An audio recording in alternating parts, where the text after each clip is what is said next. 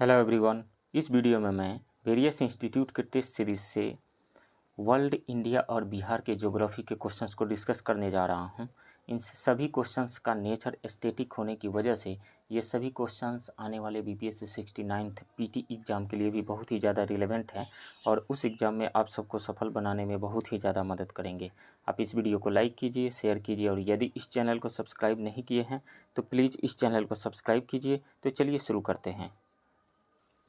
Geography का question number 1, भूकंप आने के पहले वायुमंडल में निम्न गैसों में से किसकी मात्रा बढ़ जाती है? तो रेडॉन गैस की मात्रा बढ़ जाती है।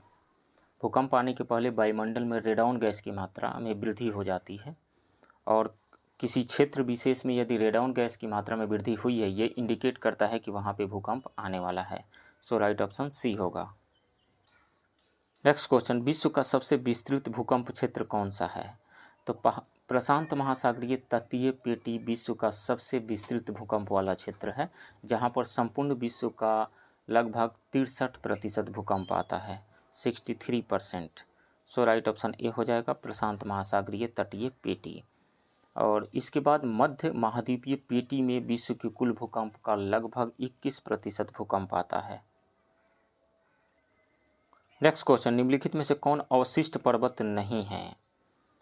तो अपरदन की शक्तियों द्वारा जब प्रारंभिक पर्वत घर्षित हो जाते हैं तो घर्षित पर्वत या अवशिष्ट पर्वतों का निर्माण होता है। भारत में विंध्याचल, अरावली, सतपुड़ा, महादेव, पश्चिमी घाट, पूर्वी घाट, पारसनाथ आदि अवशिष्ट पर्वतों के उदाहरण हैं। हिमालय जो है एक वलित पर्वत है, तो ये अवशिष्ट पर्वत नहीं है। सो राइट ऑप्शन डी होगा। नेक्स्ट क्वेश्चन, निम्न में से किस नदी को कोयला नदी भी कहा जाता है? तो राइन नदी को कहा जाता है। राइन नदी स्विट्जरलैंड से निकलकर ऑस्ट्रिया, जर्मनी एवं फ्रांस के मध्य सीमा का निर्माण करती है। इस नदी मार्ग में कोयला पाया जाता है, इसलिए इसे कोयला नदी भी कहा जाता है। सो राइट ऑप्शन सी होगा, राइन नदी को। नेक्स्ट क्वेश्चन, आल्प्स पर्वतमाला की सबसे ऊंची चोटी है? तो आल्प्स पर्वतमाला की सबसे ऊंची चोटी माउंट ब्लैंक है। राइट ऑप्शन ए होगा। इसकी ऊंचाई 4808 मीटर है। आल्प्स मध्य यूरोप की सबसे बड़ी पर्वतमाला है जो लगभग 1200 किलोमीटर लंबी है और 7 यूरोपीय देशों में फैली है। पिनेरीज पर्वत जो है वो फ्रांस को स्पेन से अलग करती है। नेक्स्ट क्वेश्चन, समदाब रेखा यानी आइसो बार क्या है? तो आइसो का मतलब होता है सेम, इक्वल और बार का मतलब यहाँ पे प्रेशर है। तो आइसो बार का मतलब क्या है? वो सभी जगह को मिलाने वाली रेखा जहाँ का प्रेशर सेम हो, इक्वल हो। तो समान वायु दाब वाले स्थानों को जोड़ने वाली रेखा। राइट ऑप्शन सी होगा। नेक्स्ट क्वेश्चन, आधुनिक भौगोलिक विचारों यानी मॉडर्न ज्योग्राफिकल थॉट के संस्थापक कौन हैं? तो दो लोग हैं, कार्ल रिटर और Humboldt. Carl Ritter and Humboldt दोनों को मॉडर्न ज्योग्राफिकल थॉट यानी आधुनिक भौगोलिक विचारों का संस्थापक माना जाता है। सो राइट ऑप्शन ई हो जाएगा, more than one. Next question, plate विवर्तनिकी शब्द का प्रतिपादन किया था? तो प्लेट विवर्तनिकी शब्द का प्रतिपादक टूजो विल्सन को माना जाता है, हालांकि बाद में मोर्गन ने इसको प्रसिद्धि दी। Tuzo Wilson, right option A हो जाएगा। और प्लेट विवर्तनिकी सिद्धांत के प्रतिपादक हैरी हेस को माना जाता है। महाद्वीपीय विस्थापन सिद्धांत वेगनर ने दिया था। नेक्स्ट क्वेश्चन, कोल जनजाति किस राज्य में पाई जाती है? तो कोल जनजाति उत्तर प्रदेश में पाई जाती है। इस जनजाति का मुख्य पेशा कृषि है। पश्चिम बंगाल में कौन जनजाति पाई जाती है? यहाँ पे संथाल, मुंडा, उरांव जनजाति पाई जाती है। वहीं बिहार में मुंडा, उरांव और संथाल जनजाति पाई जाती है। नेक्स्ट क्वेश्चन, निम्नलिखित में से किस देश के जोड़े की पर्वतीय सीमा सबसे लंबी है? तो चिली और अर्जेंटीना की। एंडीज पर्वत दक्षिण अमेरिका महाद्वीप की सबसे लंबी पर्वत श्रृंखला है। एंडीज पर्वत चिली एवं अर्जेंटीना के मध्य सबसे लंबी पर्वतीय सीमा बनाती है। सो राइट ऑप्शन सी होगा। नेक्स्ट क्वेश्चन, क्षेत्र और देश के निम्नलिखित जोड़े में से कौन सा जोड़ा सुमेलित नहीं है? तो इसमें से ट्यूनीशियन जो है, ट्यूनीशियन द्वीप हिंद महासागर में स्थित है और जिस पे फ्रांस का अधिकार है।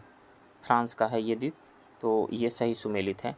माकाऊ चीन में है, इस पे चीन का अधिकार है, ये सही है। ला पाल्मा स्पेन के कैटली आइलैंड पर स्थित एक ज्वालामुखी है, तो ये सही है।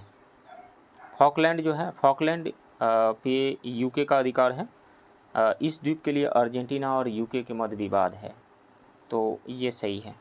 तो इसमें से सभी सही सुमेलित है, नन ऑफ द एबव हो जाएगा ई।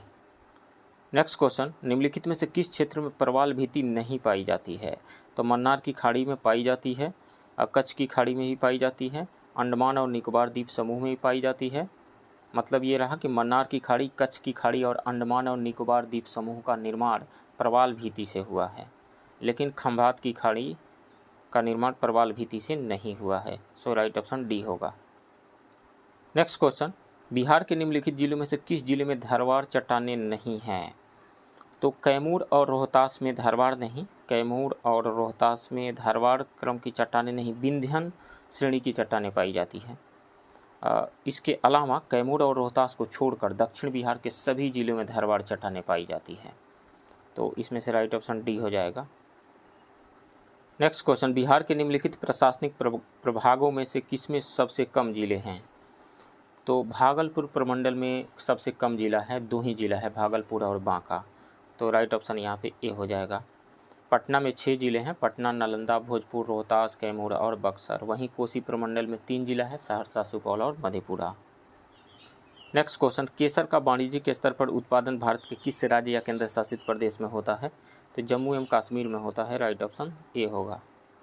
नेक्स्ट क्वेश्चन, पेट्रोलॉजी में किसका अध्ययन किया जाता है? तो पेट्रोलॉजी को हिंदी में शैल विज्ञान कहा जाता है। इसके अंतर्गत चट्टानों की उत्पत्ति, संगठन, वितरण और उनकी संरचना का अध्ययन किया जाता है। सो राइट ऑप्शन हो जाएगा सी। नेक्स्ट क्वेश्चन, विष्ट दोआब किन 2 नदियों के मध्य स्थित है? तो विष्ट दोआब ब्यास और सतलज नदियों के मध्य स्थित है, जो कि पंजाब राज्य में है। तो सतलज और ब्यास, राइट ऑप्शन बी होगा। ब्यास नदी का उद्गम स्थल हिमाचल प्रदेश स्थित रोहतांग दर्रा है, जबकि सतलज नदी का उद्गम स्थल दक्षिण पश्चिम तिब्बत स्थित मानसरोवर के निकट है, मानसरोवर के पास है। नेक्स्ट क्वेश्चन, गतिक संकल्पना या विश्वतीय पछुआ पवन का सिद्धांत किसने दिया था? तो गतिक संकल्पना या विश्वतीय पछुआ पवन सिद्धांत का प्रतिपादन फ्लोन ने किया था। इस सिद्धांत के अनुसार विश्वतीय पछुआ पवनों को ही दक्षिण पश्चिम मानसूनी पवन कहा जाता है, जिसकी उत्पत्ति ITCZ के द्वारा होती है। फ्लोन के अनुसार मानसून की उत्पत्ति का प्रमुख कारण तापीय प्रभाव है। सो राइट ऑप्शन हो जाएगा फ्लोन। नेक्स्ट क्वेश्चन, भारत में क्षेत्रफल की दृष्टि से बिहार का स्थान है? तो क्षेत्रफल की दृष्टि से बिहार का स्थान 13वां है। राइट ऑप्शन बी होगा। बिहार क्षेत्रफल की दृष्टि से राज्य एवं केंद्र शासित प्रदेशों में समग्र रूप से 13वें स्थान पर है, लद्दाख केंद्र शासित प्रदेश को शामिल करने के पश्चात। नेक्स्ट क्वेश्चन, अंडमान निकोबार द्वीप समूह की सबसे उच्चतम चोटी किस भाग में स्थित है? तो अंडमान निकोबार की सबसे उच्चतम चोटी है सैडल, जिसका हाइट है 732 मीटर और यह उत्तरी अंडमान द्वीप पर स्थित है और सैडल पीक राष्ट्रीय उद्यान द्वारा घिरा हुआ है। तो उत्तरी अंडमान हो जाएगा। राइट ऑप्शन ए।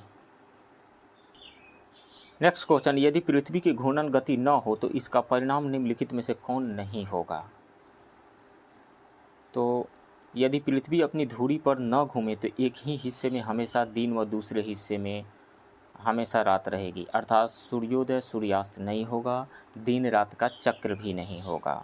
तो सूर्योदय और सूर्यास्त नहीं होगा, दिन और रात्रि का चक्र भी नहीं होगा। अब इसको देखते हैं, जी का मान भूमध्य रेखा पर बढ़ जाएगा। जैसे मान लीजिए कि ये अर्थ है और ये इक्वेटर है, तो ये यदि अपने अक्ष पे घूम रही है, घूमते रहती है ओमेगा स्पीड से, मान लीजिए घूम रही है, तो इस पर कोई ऑब्जेक्ट है भूमध्य रेखा पर, तो इस पर एक सेंट्रीफ्यूगल फोर्स बाहर की ओर लगता है m⍵²r, m⍵, अंदर सेंट्रीपिटल फोर्स लगता है। तो चूंकि बाहर फोर्स लग रहा है तो अंदर की ओर नेट फोर्स जो ऑब्जेक्ट पे अंदर की ओर लगता है वो कम हो जाता है, नेट फोर्स अंदर की ओर कम हो जाता है, तो जी का मान भी कम रहता है। और यदि अर्थ रोटेट करना बंद कर दे तो ये बाहर की ओर लगने वाला फोर्स ख़त्म हो जाएगा, तो जो भी फोर्स लगेगा अंदर की ओर ही लगेगा, मतलब सेंट्रीपिटल फोर्स ही लगेगा, सेंट्रीफ्यूगल नहीं होगा। तो उस केस में फोर्स का वैल्यू बढ़ा हुआ लगेगा और फोर्स बढ़ने की वजह से उसमें मास से हम डिवाइड कर देंगे तो एक्सेलरेशन बढ़ा हुआ लगेगा। तो जी का मान भूमध्य रेखा पर क्या हो जाएगा? बढ़ जाएगा। ये भी सही है। केवल एक ऋतु होगी नहीं, ये तो रोटेशन की वजह से नहीं, रिवोल्यूशन की वजह से ऋतुएं चेंज होती है, तो रोटेशन से इसका कोई लेना देना नहीं है। तो इसका परिणाम निम्नलिखित में से कौन नहीं होगा, तो डी वाला नहीं होगा। सो राइट ऑप्शन डी होगा। नेक्स्ट क्वेश्चन, निम्नलिखित में से कौन सुमेलित नहीं है? बनिहाल दर्रा जम्मू कश्मीर में है, ये सही सुमेलित है। लिपुलेख दर्रा उत्तराखंड में है, ये भी सही सुमेलित है। बड़ा लाचा दर्रा हिमाचल प्रदेश में है, ये भी सही सुमेलित है। और दीफू दर्रा मणिपुर में है, नहीं, दीफू दर्रा जो है वो अरुणाचल प्रदेश में है, तो ये गलत है। मणिपुर में कौन सा दर्रा है? तुज्जू दर्रा है, तो ये गलत है। सो राइट ऑप्शन डी होगा, यही सही सुमेलित नहीं है। नेक्स्ट क्वेश्चन, निम्नलिखित में से कौन सुमेलित नहीं है? नागार्जुन सागर परियोजना कृष्णा नदी पे है, ये सही है। पोलावरम परियोजना गोदावरी नदी पे है, ये सही है। ये आंध्र प्रदेश में है, गोदावरी नदी पे पोलावरम परियोजना। इडुक्की परियोजना पेरियार नदी पे है, केरल में पेरियार नदी पे है, ये सही सुमेलित है। दुलहस्ती परियोजना झेलम नदी पे नहीं है। दुलहस्ती परियोजना जो है चेनाब की सहायक नदी चंद्रा नदी पे है, सहायक नदी चंद्रा नदी पर जम्मू कश्मीर में है, तो ये गलत है। कौन सुमेलित नहीं है? डी, राइट ऑप्शन डी होगा। नेक्स्ट क्वेश्चन, अरल सागर निम्नलिखित में से किन दो देशों के बीच में स्थित है? तो अरल सागर कजाकिस्तान एवं उज्बेकिस्तान के मध्य स्थित एक झील है। आमू दरिया एवं मीर दरिया नदी इसी झील में गिरती है। मानवीय गतिविधियों यानी ग्लोबल वार्मिंग के कारण अरल सागर अत्यधिक तेजी से सूखता जा रहा है। सो राइट ऑप्शन बी हो जाएगा, कजाकिस्तान और उज्बेकिस्तान के बीच में है अरल सागर, बी। नेक्स्ट क्वेश्चन, निम्नलिखित में कौन सुमेलित नहीं है? जिब्राल्टर जल संधि भूमध्य सागर और अटलांटिक महासागर को जोड़ती है, ये सही है। डेविस जल संधि बैफिन खाड़ी और लेब्राडोर सागर, बैफिन खाड़ी को लेब्राडोर सागर से जोड़ती है, ये सही है। बैफिन द्वीप जो है कनाडा को ग्रीनलैंड से अलग करती है, ये डेविस जल संधि। यह जल संधि बैफिन की खाड़ी को लेब्राडोर सागर से जोड़ती है, तो इसलिए ये सही है। डोबर जल संधि, डोबर जल संधि यूके को फ्रांस से अलग करती है तथा उत्तरी सागर को इंग्लिश चैनल से जोड़ती है। भूमध्य सागर को इंग्लिश चैनल से नहीं, उत्तरी सागर को इंग्लिश चैनल से जोड़ती है, तो ये गलत है। बास जल संधि तस्मान सागर और ग्रेट ऑस्ट्रेलियन बाइट को जोड़ती है, तो ये सही है। गलत कौन सा है? सी। सो राइट ऑप्शन सी होगा। नेक्स्ट क्वेश्चन, निम्नलिखित में से कौन सा सही सुमेलित नहीं है? बेल्ट घास का मैदान दक्षिण अफ्रीका में है, ये सही है। कैंटरबरी जो है न्यूजीलैंड में है, ये सही है। डाउन्स ऑस्ट्रेलिया का घास का मैदान है, ये सही है। पुस्ताज जो है हंगरी में घास का मैदान है, ये सही है। तो इसमें से सभी सही सुमेलित है, सो राइट ऑप्शन ई हो जाएगा, all of the above. Next question, निम्नलिखित को सुमेलित कीजिए। ओमान की राजधानी मस्कट है, तो ए का 4 हो जाएगा। फिलीपींस की राजधानी, वियतनाम की राजधानी जो है वो हनोई है, तो बी का 3 हो जाएगा। फिजी की राजधानी सुवा है, तो सी का 2 हो जाएगा। और फिलीपींस की राजधानी मनीला है, डी का 1 हो जाएगा। तो इसमें से आ रहा है कौन सा? 4 3 2 1, मतलब ए का 4, बी का 3, सी का 2 एंड डी का 1। सो राइट ऑप्शन सी होगा। नेक्स्ट क्वेश्चन, 2011 की जनगणना के अनुसार 2001 से 2011 तक भारत की जनसंख्या वृद्धि दर क्या थी? यानी दशकीय यानी डिकेडल ग्रोथ रेट कितना रहा? तो वो रहा 17.71%। राइट ऑप्शन डी होगा। नेक्स्ट क्वेश्चन, निम्नलिखित में से किस क्षेत्र में भूमध्य सागरीय जलवायु पाई नहीं जाती है? तो भूमध्य सागरीय जलवायु यानी मेडिटेरेनियन क्लाइमेट वह जलवायु है जो भूमध्य द्रोणी क्षेत्र में व्यापक है। इन इलाकों में हल्की ठंड व वर्षा वाली शीत ऋतु और मध्यम गर्मी वाली व शुष्क ग्रीष्म ऋतु होती है, और ये मध्य चिली में भी पाई जाती है। संयुक्त राज्य अमेरिका के कैलिफोर्निया के मध्यवर्ती और दक्षिणी तट पे भी पाई जाती है। ऑस्ट्रेलिया के दक्षिणी और दक्षिणी पश्चिमी क्षेत्र में पाई जाती है। मोरक्को, अल्जीरिया, ट्यूनीशिया के उत्तरी क्षेत्र में भी पाई जाती है। सो राइट ऑप्शन ये हो जाएगा, ऑल ऑफ दी अबव। तो फ्रेंड्स, ये रहा वेरियस इंस्टीट्यूट के टेस्ट सीरीज से वर्ल्ड, इंडिया और बिहार के ज्योग्राफी के क्वेश्चंस। आप बने रहिए इस चैनल के साथ। मिलते हैं किसी दूसरे वीडियो में, तब तक के लिए थैंक यू वेरी मच।